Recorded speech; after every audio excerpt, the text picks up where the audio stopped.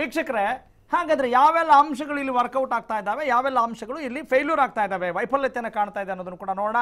ಕರ್ನಾಟಕದಲ್ಲಿ ಈ ಬಾರಿ ಸಮಬಲದ ಹೋರಾಟ ಕಂಡು ಬರುವ ನಿರೀಕ್ಷೆ ಇದೆ ಅನ್ನೋದು ಸಿ ವೋಟರ್ಸ್ ನ ಪ್ರಕಾರ ಒಂದಿಷ್ಟು ಮಾಹಿತಿ ಸಮೀಕ್ಷೆಯ ಪ್ರಕಾರ ನಾವು ಈಗ ಆ ಮಾಹಿತಿಯನ್ನು ತೆಗೆದುಕೊಳ್ತಾ ಇದ್ದೇವೆ. ಕಳೆದ ಬಾರಿಗಿಂತ 4 ಸ್ಥಾನಗಳನ್ನ ಕಳೆದುಕೊಳ್ತಾ ಇದೆ ಭಾರತೀಯ ಜನತಾ ಪಕ್ಷ. ಭಾರತೀಯ ಜನತಾ ಪಕ್ಷ 14 ಸ್ಥಾನ, ಕಾಂಗ್ರೆಸ್ 11 ಸ್ಥಾನ, ಜೆಡಿಎಸ್ 3ರಲ್ಲಿ ಗೆಲುವನ್ನ ದಾಖಲಿಸಲಿದೆ. ದೋಸ್ತಿಗಳು ಬಿಜೆಪಿ ನಡುವೆ ಸಮಬಲದ ಹೋರಾಟವನ್ನ ನಡೆಸಲಿಕ್ಕೆ ಈಗಾಗಲೇ ಪಣ ತೊಟ್ಟಿರೋ ರೀತಿಗೂ ಮತ್ತು ಸದ್ಯದ ಒಂದು ಸಮೀಕ್ಷೆಯ ಮಾಹಿತಿಯನ್ನು ಗಮನಿಸಿದಾಗ ಎಲ್ಲೋ ಸಾಮ್ಯತೆ ಕಂಡು ಬರ್ತಾ ಇದೆ. ಎಸ್, ಗೋಮಸೂದನ್ ಇನ್ನು ನನ್ನ ಜೊತೆ ಲೈವ್ ಜಾಯ್ನ್ ಆಗಿದ್ದಾರೆ ಅಂತ ಅನ್ಕೊಳ್ತೇನೆ. ಓಕೆ, ಅವರು ಸಂಪರ್ಕದಲ್ಲಿ ಇಲ್ಲ. ಓಕೆ, ಎಸ್ ವೀಕ್ಷಕರೇ, ಕರ್ನಾಟಕದ ಆಯ್ತು. ಈಗಾಗಲೇ ಹಿರಿಯ ಪತ್ರಕರ್ತರು ಹೇಳ್ತಾ ಇದ್ರು, ಭಾಸ್ಕರ್ ರಾವ್ ಅವರು, ಉತ್ತರ ಪ್ರದೇಶ ದೇಶದ ದಿಕ್ಸೂಚಿ ಆಗುವಂತ ಎಲ್ಲ ಫಲಿತಾಂಶಗಳನ್ನ ಕೊಟ್ಟಿರೋದ್ರಲ್ಲಿ ಈಗಾಗಲೇ ಇತಿಹಾಸವನ್ನು ಕೂಡ ನಾವು ನೋಡಿದ್ದೇವೆ. ಪ್ರಧಾನಮಂತ್ರಿ ಯಾರಾಗ್ತಾರೆ ಆಗೋದಿಲ್ಲ ಅನ್ನೋದನ್ನು ಕೂಡ ರುಜುವಾತ್ ಮಾಡಿರುವಂತ ಲೆಕ್ಕಾಚಾರ. ಈಗ ಉತ್ತರ ಪ್ರದೇಶದಲ್ಲಿ 25 ಕಾಂಗ್ರೆಸ್, UPA 4, ಇನ್ನು 2 ಅಂದ್ರೆ SP ಮತ್ತು BSP ಸೇರಿ 51 ಸ್ಥಾನಗಳನ್ನ ತೆಗೆದುಕೊಳ್ತಾ ಇದೆ ಅನ್ನೋದನ್ನ. ಎಸ್, ಮಹಾಗಠಬಂಧನ್ ಓವರ್ ಆಲ್ ಅಂದ್ರೆ ಅದರ ನಾನ್ ಬಿಜೆಪಿ ಯಾವ ರೀತಿ ಇದೆ ಅನ್ನೋದನ್ನ ನಾವು ಗಮನಿಸಬಹುದು.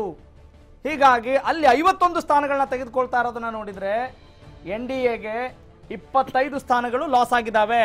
ಹಾಗಾದ್ರೆ ಯಾವೆಲ್ಲ ಕಾರಣಗಳಿಂದ ಲಾಸ್ ಆಗಿದೆ ಯಾಕಂತ ಹೇಳಿದ್ರೆ, ಭಾರತೀಯ ಜನತಾ ಪಕ್ಷದ ಪ್ರಬಲ ಅಸ್ತ್ರ, ಪ್ರಮುಖ ಅಸ್ತ್ರ ಅದು ಪ್ರಧಾನಿ ನರೇಂದ್ರ ಮೋದಿ.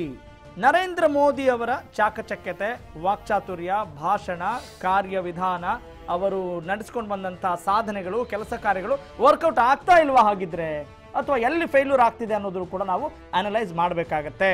ಎಸ್, ಭಾಸ್ಕರ್ ಅವ್ರ ಜೊತೆ ಮಾತನಾಡಲಿಕ್ಕಿಂತ ಮುಂಚಿತವಾಗಿ ND ಲಕ್ಷ್ಮೀನಾರಾಯಣ ಅವರೇ, ಈಗ ಯಾವ ವಿಚಾರ ಈಗ ನಿಮಗೆ ಖುಷಿ ತರ್ತಾ ಇದೆ? ಅಫ್ಕೋರ್ಸ್ ಸೀಟ್ ಇಷ್ಟಕ್ಕೆ ಸಾಕು ಅನ್ಸದ ಅಥವಾ ಇದಕ್ಕಿಂತ ಜಾಸ್ತಿ ಬರ್ಬೋದು ಅನ್ನೋ ನಿರೀಕ್ಷೆ ಏನಾದರೂ ಇದೆಯಾ ನಮ್ಮ ರಾಜ್ಯದಲ್ಲಿ? ಇಲ್ಲ, ನಾನು ಅದಕ್ಕೆ ವಿಶ್ಲೇಷಣೆ ಮಾಡ್ತೀನಿ. ಯಾಕೆಂದರೆ ಉತ್ತರ ಪ್ರದೇಶ 80 ಸೀಟ್ನಲ್ಲಿ ಹೋದ ಸಲ NDA 70 ಸೀಟ್ ತೆಗೆದುಕೊಂಡಿತ್ತು. ಈ ಸಲ 45 ಸೀಟ್ನ ಸಿ ವೋಟರ್ ಸಮೀಕ್ಷೆ ಕಡಿಮೆ ಆಗಿರ್ತಕ್ಕಂಥದ್ದು. ಅಲ್ಲ, ಕಡಿಮೆ ಆಗಿರ್ತಕ್ಕಂಥದ್ದು. 25 ಮಾತ್ರ ಗೆಲ್ಲುತ್ತೆ ಅಂತಕ್ಕಂಥ ಹೇಳಿರ್ತಕ್ಕಂಥದ್ದು. 45 ಸೀಟನ್ನು ಕಳ್ಕೊಂಡಂತೆ ಅಂತಕ್ಕಂಥ ಮಾತನ್ನು ಹೇಳಿದ್ದಾರೆ. ಹೌದು, ಈ ದೃಷ್ಟಿನಲ್ಲಿ ಆ ಹಿನ್ನೆಲೆಯಲ್ಲಿ UPA 1ರಲ್ಲಿ ಅವ್ರು 45 ಸೀಟು ಅಂತಂದರೆ ಇನ್ನೂ ಜಾಸ್ತಿ ಕಳ್ಕೊತಾರೆ ನನ್ನ ಅಭಿಪ್ರಾಯದಲ್ಲಿ.